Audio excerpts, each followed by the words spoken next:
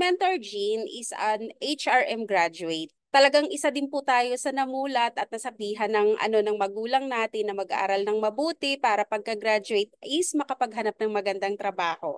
But then, nung nakagraduate po tayo, alam naman po natin ang sad reality when it comes to here sa Philippines, no? Lalo sa kurso po natin na nakuha or napili na tapusin, no? So naghanap po ako ng medyo malaki yung magiging salary. So nag-apply tayo into managerial position not knowing na mayroon pa palang mga proseso silang mga pinapadaanan sa mga fresh graduate. So sabi po sa akin, maghanap daw po muna ako ng experience at least 2 years before daw po ako mag-apply into that position. Grabe, no?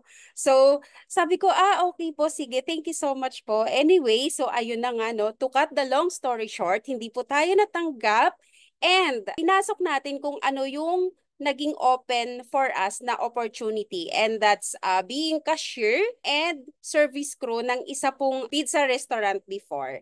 Pero yun nga, no, kasi sa totoo lang naman, if you are a breadwinner ng family mo, hindi talaga sapat na kumikita ka or sumisweldo ka ng minimum wage lang. So hindi enough, lalo nung time na po na nag-work ako dito, 3 yung pinag-aaral ko ng mga kapatid ko. Okay, so hindi ko po natagalan yung pagiging empleyado. So sa makatuwid, talagang no, nag-resign po ako agad-agad. And syempre no, sabi ko hindi naman po pwede kasing wala talagang wala tayong gagawin. Kaya tinakbuhan ko nung tayo po ay nawalan ng trabaho is maging isang online seller. No, since bata pa lang naman din tayo, ginagawa na po talaga natin 'to, madiskarte na habang nag-aaral, tinda-tinda ng kung ano-ano. No, so binalikan ko po 'yon. And syempre, yun nga sabi ko na experience ko dito yung mas maganda, yung naging buhay compared noong tayo no, nag-pizza restaurant or bilang cashier tayo. No? So, ito po nakakatuwa lang kasi kagaya din po ngayon dito sa business natin, hawak ko yung oras ko and at the same time yun nga kung kailan ko gustong magtinda, doon ko rin, saka ko lang siya gagawin. Pero yun nga lang, ang nakakalungkot po kasi is kapag hindi ako nagtinda, no, kapag hindi pa ako nakapagtinda, wala pa akong income. Kapag wala po akong income, wala akong maipapadala, wala akong maipapanggastos. Kapag hindi kasi pumasok tayo, no, walang sweldo, so, ganun din po yung nangyari sa akin. Pero ayun no, natagalan din natin to for almost 5 years naging online seller tayo. Kasi I believe lahat naman tayo may dahilan kung bakit tayo kumakayod, kung bakit tayo humahataw sa buhay. So ako, isang reason ko po talaga dyan is yes, I believe, siguro para sa ibang tao, ako ay bata pa, no? Tayo ay bata pa, but alam naman po natin na yung magulang natin is hindi. No? Hindi pa bata, kundi patanda. Tayo po talaga nagmamadali para din maibigay yung buhay na gusto nating iparanas sa pamilya natin. So yun ang ginawa ko, and ang good news po sa sipagan ko pong ginagawa ang pag-online selling before. 5 taon po, hindi ko po napapunta dito yung pamilya ko or mapagstay dito ng yung sasabihing makakasama ko sila. For almost 16 years po, magkakahiwalay kami. 'Di ba? 16 years. Kasi ilang years na po. Yeah, 16 years na po ako dito sa Manila. So, simula po nung yun sabi ko, longing ko talaga is makasama yung family ko. And at the same time po, sabi ko nga, nung nakita ko ito, yung post to ng isa kong kaibigan sa Facebook before. No? Sabi dito, you should be afraid of taking risks and pursuing something meaningful. No? But you should be more afraid of staying where you are if it's making you miserable. The clock is ticking, and if you are miserable now and you change nothing, in 5 years, you will be much more miserable and you will be a lot older. No? So sakto po yan kasi nga sabi ko 5 taon na akong online seller. Sa 5 taon na yon, talagang wala akong masasabing may nagbago man lang sa buhay ko, no? Yung naipundar, wala. Yung masabing nating kasama yung family, wala. Hindi talaga nangyari. And then doon po, kinabahan ako, sabi ko, sige, papahinga muna ako. At least mga 2 weeks sa pag-o-online, no? And then sabi ko, I will give time to myself, no, na makapag-isip kung ano ba yung dapat kong gawin. Kasi wala akong nakikitang pagbabago. No? So meron po ba ditong kagaya ko na feeling stagnant sa kung ano yung nasa kasalukuyan nila ngayon? No? So yun po yung na-feel ko before. And then yun ang kagandahan, yung 2 weeks po na yun, doon ko po na-meet si I Am Worldwide. No? Through my long-time friend. And doon ko po nakita na sabi ko, kaya pala may purpose. Kaya pala pinost ni Lord yung ginagawa ko dati para mas ma-open ako sa mga opportunity na nasa paligid ko. Na dating ini-ignore ko lang kasi yung friend ko. No? So sabi ko, sige, tignan ko lang. Wala akong binigay sa kanyang commitment. Sabi ko, titignan ko lang. Pero sa sobrang ganda ng opportunity na meron tayo dito kay I Am Worldwide, alam niyo po yung nangyari. Saturday po sa akin na ipakita, Monday po, nag-join po tayo kaagad-agad. Hindi po ako nakatulog ng 2 araw. So, ganun na po ako nabaliw. Okay? And then, so, cut the long story short again, no? So, ang nangyari po ay na nga, ginawa natin yung business, no, sa, ano po yan, January 2023, sakto, January 1, 2023, na encode po yung ating account. Okay? So sabi ko, siguro ito na yung time, ito na yung opportunity na mabago talaga yung buhay ko. Kasi sakto dito sa ano na to sa quotes na to na nakita ko, talagang tinamaan ako. No? And then, yun nga, sabi sa akin na lang ng mentor ko, sige, Be, kasi friend ko siya, no? Be ang tawagan namin, Be, sige, ganito na lang ang gawin natin. Gawa ka ng goal board mo, gawa ka ng vision board mo, at kung ano yung mga gusto mong makuha dito in 1 year, pagtulungan natin makuha. Okay? So sabi ko, sige nga po men, sige men, kunin ko, gawa ako, and then submit ko sa'yo. Alam niyo po mentors, January ko po nagawa ito, agad-agad gumawa ako kasi ganun ako ka-excited. Sobrang ganda ng opportunity na meron tayo, tama ba? Sino po yung agree dito? Pa-type I am. Kung may mga nag-a-agree po sa akin dito. Kasi sa totoo lang po, talaga, ang isa sa masasabi ko na sobrang bilis kong nagdesisyon is yung nung nakita ko po yung opportunity na meron dito kay IM. Sobrang hindi na po tayo nagpaligoy-ligoy dyan. No? So gumawa po ako ng goal board. Actually wala na po dito yung may mga date, no? Pero yun nga no, isang ano dito, pinakauna kong naging goal is to become a mover. Alam niyo po yun, kasi tayo po ay nakapag-decide na Jade po yung kunin. Ganun po tayo kabaliw sa negosyo. No? So, sabi ko challenging yung pag-mover but yes, it is possible. Mangyayari sa tulong ng ating mga mentors. And ang good news po, no, eto pong lahat na naset ko po sa goal board ko, no, nakuha po natin in 1 year.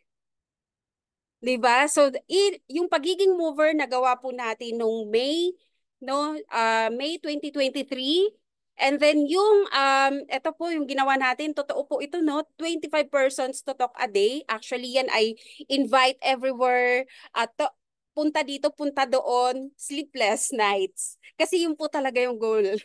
Yun yung ginoal natin. And then yung to-do list natin, talagang hindi ako natutulog hanggat hindi ko natatapos yan in a day. No? And then nag-target tayo. First month ko po ito, no? So nag-target ako ng 30 boxes of barley. Barley lang, no? Kasi ganun pa tayo, bago pa tayo eh. Barley lang yung alam natin, no? 30 boxes na mabebenta ko po in 1 month. Pero good news po kasi alam nyo po, sobra pa po dun ang nangyari. No? And then nakuha din po natin yung first million and then the sapphire. No? So, sobrang, sabi ko, grabe, iba pala kasi first time ko pong maka-experience gumawa ng goal board. First time ko pong maka-experience in my entire life yung gumawa nitong vision board. Kaya hindi na po talaga nawawala yan sa akin. No? So sabi ko, sige, gawin natin. Sundin natin kung ano lang yung sinasabi ng mga mentor natin. So ginawa ko po yan, nag-set ako, daily habit ko, i-implement ko yung DMO ko. Dati po talaga is super, ano na ako, late nagigising. No? may time na 11 a.m. na tulog pa ako, no? Pero talagang sabi ko kailangan kong babago. So ang ginawa ko po talagang sinet ko, in-apply ko body clock 6 a.m. gising. No? And then yun nga sabi sa akin ng mentor ko, ginaid ako, gusto mong mas maganda yung yung araw mo, simulan mo sa prayer and then affirm kasi alam po niya na ako mismo walang tiwala sa sarili dati. No, wala pong katiwa-tiwala ni makipag-usap po sa ibang tao, hindi ko po kayang kumausap. No? Pag may mga pumupunta po sa bahay namin itself, grabe, ako po hindi haharap, nasa kwarto lang. Ganun po ako katindi dati na pagkamahiyain and pagkawalang bilib sa sarili. So sabi ng mentor ko, start your day with prayer and affirmations. Sabihin mo kung ano yung mga gusto mong mangyari sa'yo, sabihin mo kung ano yung mga pinaniniwalaan mong ikaw kahit na hindi pa ikaw yan, pero alam mong magiging ikaw. Ganon yung sinabi niya sa akin. And then, ayun no, nag-set tayo ng activities and then the daily goals.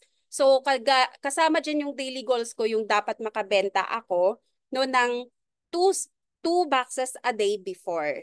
No, 2 boxes ng barley, dapat makakapagbenta ako niyan.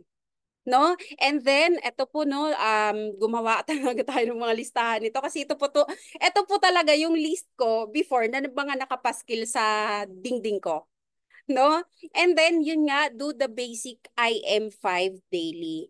Prospect as you go, 3-feet rule, no? And then, ito po yung talagang ninote ko to. Huwag matakot mag-approach sa labas or sa mga kakilala mo na tingin mo mas nakakataas sa'yo. Kasi ako po mentors, no, naka-base po ako sa Manila, Ermita, Manila, to be more specific, no. So, dito po talaga, ang nakakasalubong ko is more on mga nag-uupisina, no, more on mga seafarers, ganyan, more on mga talagang alam niyo yun, yung ang gaganda ng pormahan. Pero dito ko lang nalaman sa IM na maganda lang pala yung dating pero walang datong. No? Pero yun nga, no, talagang kabado ako dati kasi as an online seller, lagi lang akong nasa bahay. So, hindi ko talaga alam paano nag-work yung outside world.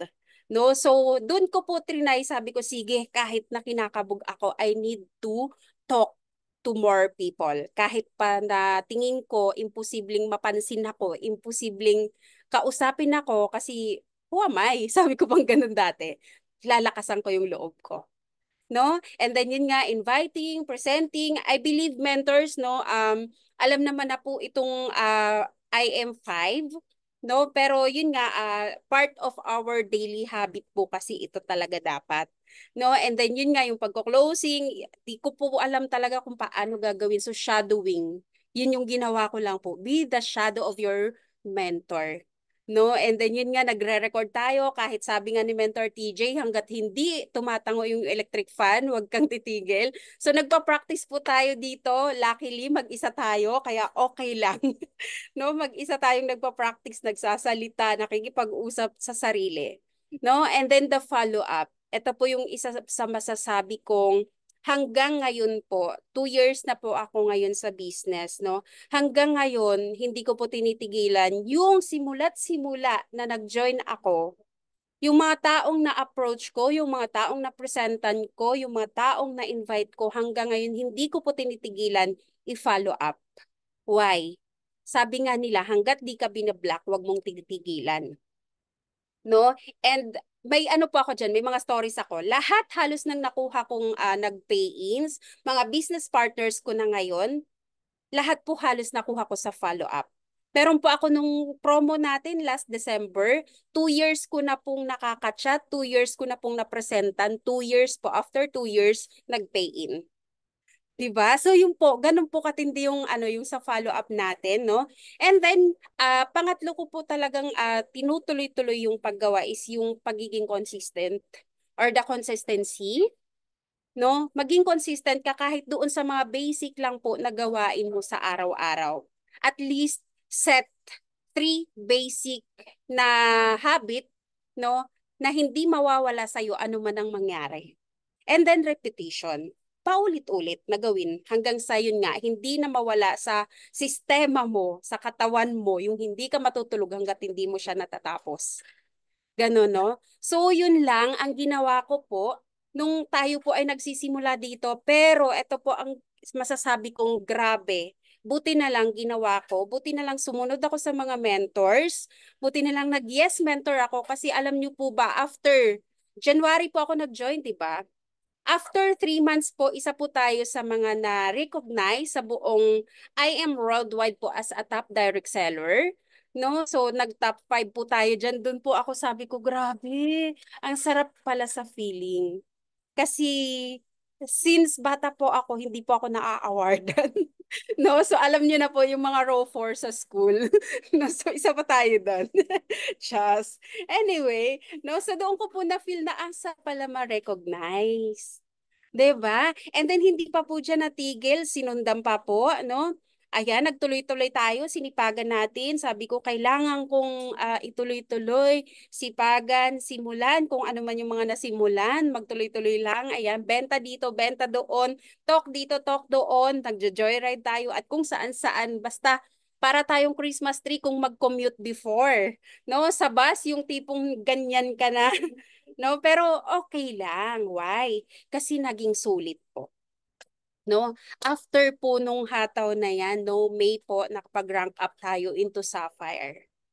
No, so I believe para sa iba sobrang tagal po, pero for me kasi this is the process na nadaanan ko, na pinadaanan ni Lord. No, and very thankful po tayo dyan. No, 5 months po naging Sapphire tayo and isa na din po tayo sa naging top wholesaler sa buong IM for the month of June 2023. And thank you, Lord, kasi this will never be possible kung hindi po dahil sa Kanya. 'Di ba? And dito ko din po na-experience first time. Pakisabi nga po diyan, pakitype nga po, are you learning po ba, mentors? Tuloy-tuloy na po tayo na wala ng preno. Oh, are you learning po ba? Or may mga nakukuha naman pong ano, paano ba? Learning, sige.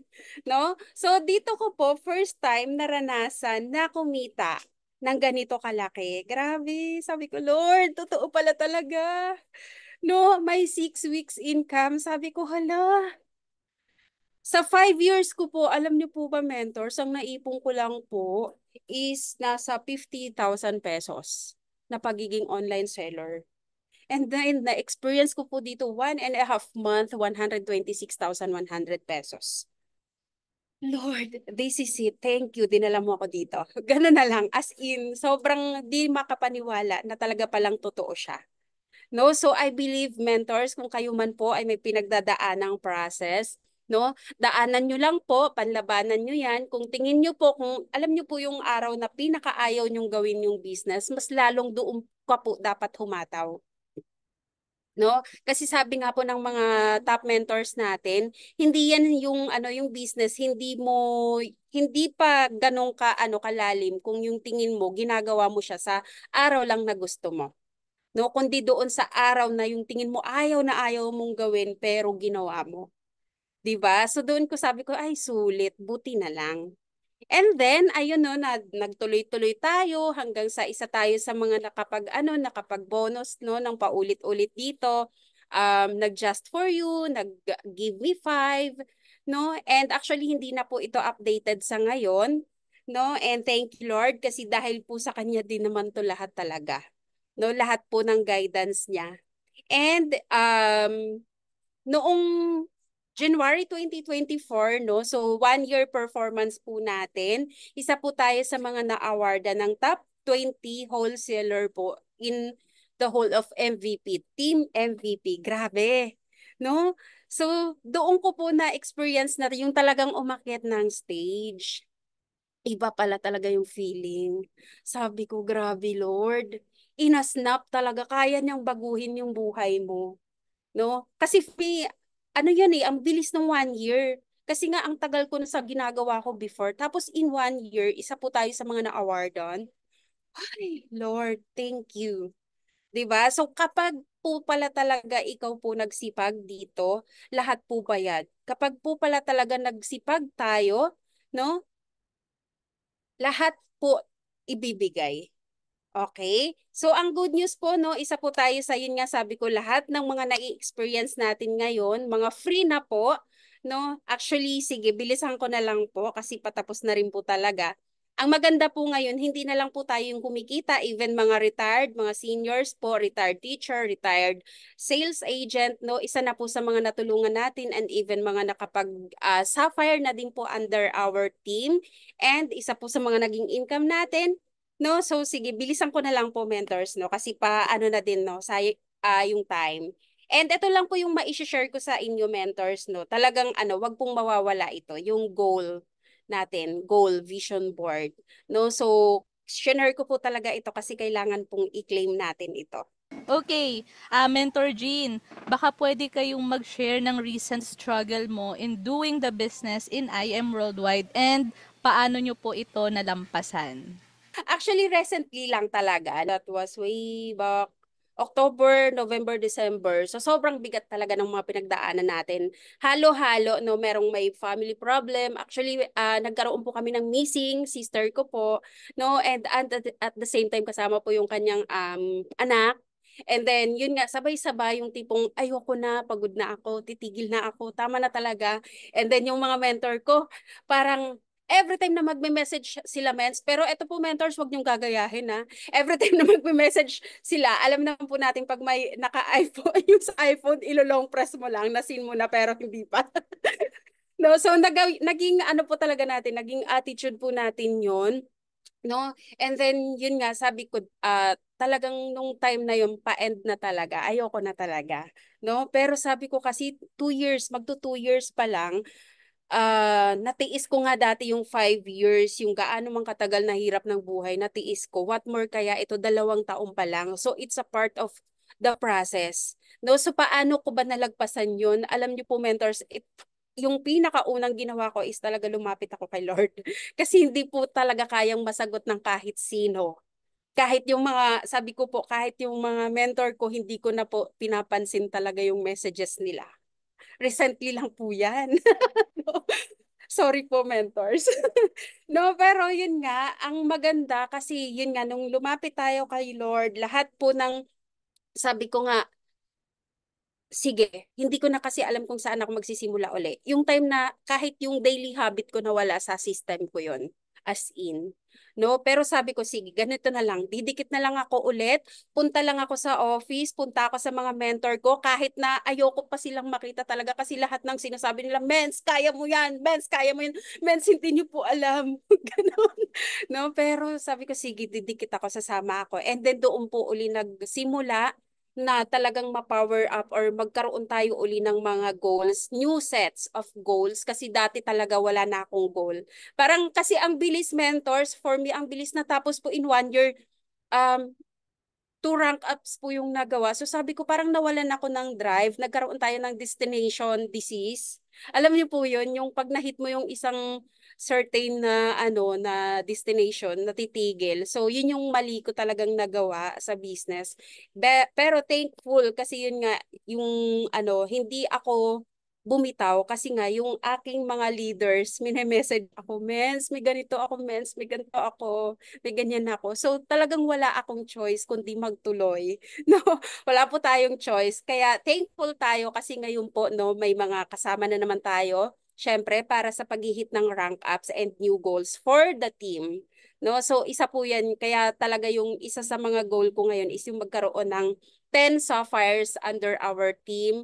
No, so isa pa lang po 'yan. So anyway, ayun lang po. Thank you so much mentors. I hope no meron po akong na-impart po sa inyo.